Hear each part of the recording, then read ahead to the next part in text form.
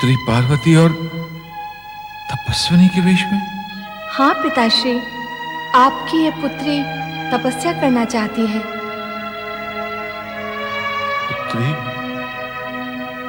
मुझसे ना तो तुम्हारा ये वेश देखा जा रहा है और ना तुम्हारी इच्छा सुनी जा रही है। यदि पिता होकर आप मेरे मन की बात नहीं सुनेंगे तो फिर कौन सुनेगा?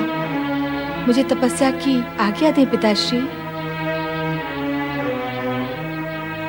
कामदेव के भस्म होने के पश्चात अब शिव आराधना का क्या अर्थ है पुत्री? सब व्यर्थ होगा। मेरी बात मानो, मैं तुम्हारे लिए किसी योग्य वर को खोजकर तुम्हारा उससे विवाह कर दूंगा। नहीं पिताश्री, नहीं। ऐसे कठोर कठोर शब्द सुनना भी मेरे लिए अब कर्म है। मैं जन्म जन्मांतर के लिए सदाशिव को पति के रूप में स्वीकार कर चुकी हूँ।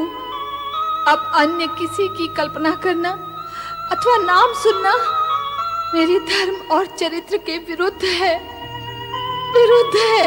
पार्वती, अपनी वाणी पर संयम रख और साथ ही अपने माता पिता की मर्यादा का ध्यान भी रख।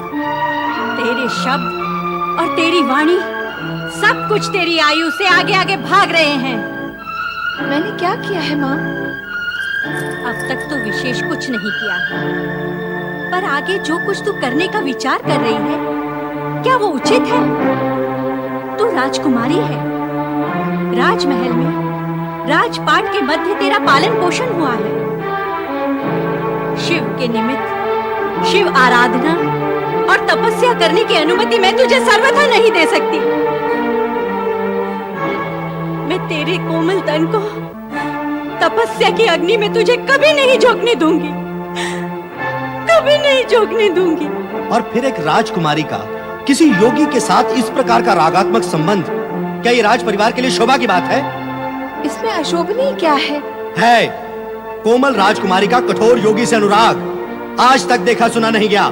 जो आज तक नहीं हुआ वो अब भविष्य में होगा तो अनुचित होगा, ऐसा किस ऋषि अथवा मुनि ने कहा है? तुम तर्क बहुत करने लगी हो पार्वती। अपने उचित पक्ष को प्रमाणित करने का प्रयत्न तर्क नहीं होता। मैनाक, तुम और तुम्हारी मां दोनों शांत हो जाओ।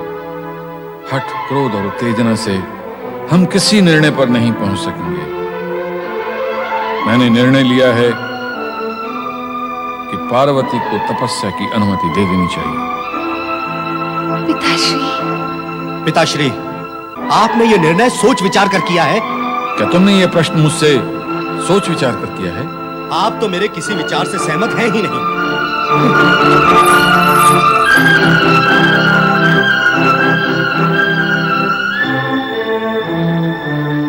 अब मुझे आज्ञा दें पिताश्री। नहीं पुत्री, मैं तुम्हें अकेले जाने की आज्ञा नहीं दूंगा। जया और विजया भी तुम्हारे साथ जाएंगे।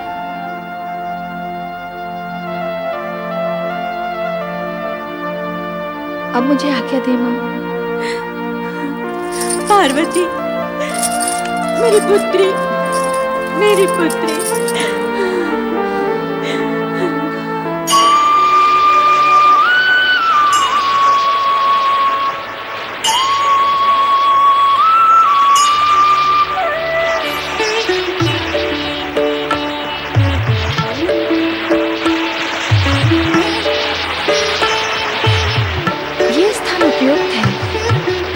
शांति भी है और एकांत भी। हाँ, ये स्थान रमणीय है। ऐसे स्थान पर एकाग्र होकर तप कर सकते हैं। मैं यहीं बैठकर तपस्या करूंगी। यहाँ तपस्या करोगी? अकेली? इस घोर सुनसान में? यहाँ इस प्राणी शून्य स्थान में क्या तुम्हें भय नहीं लगेगा? कैसा भय? किसका भय? विधाता रक्षक है। नहीं पार्वती, हम तुम्हें यहाँ अकेला छोड़कर नहीं जा सकते। महाराज और महारानी को क्या उत्तर देंगे? इसका दिया हुआ उत्तर ही वहाँ भी दे देंगे, किंतु क्यों दे और क्यों जाए इसे अकेला छोड़कर? देखो, तुम्हारा ये हट उचित नहीं है और तुम्हारे सारे हट उचित है। तुम दोनों भावना में मत बहो। मुझे मेरा कर्तव्य करने दो। भावुक होकर कर्तव्य पूर्ण नहीं हो सकते। अब तुम दोनों जाओ। तनिक सोचो पार्वती, इस यहाँ छोड़कर कैसे जा सकते हैं? मन में आशंकाएं उठती हैं। तुम दोनों तो दुर्बल हो ही, अब मुझे भी दुर्बल बनाओगी। मैंने कहा ना, मैं यहाँ तपस्या करने आई हूँ और उसके लिए निर्भयता, दृढ़ता और संकल्प की आवश्यकता होती है। अब जाओ तुम दोनों। हमारा मन नहीं मानता पार्वती। मन की मत सुनो, बुद्धि से काम लो। क्या शिव की आराधना करने वालों को कोई भय हो सकता है? शिव मेरे साथ हैं, तुम निश्चिंत होकर जाओ। जैसी तुम्हारी इच्छा, किंतु समय समय पर हम तुम्हारी जानकारी लेते रहेंगे।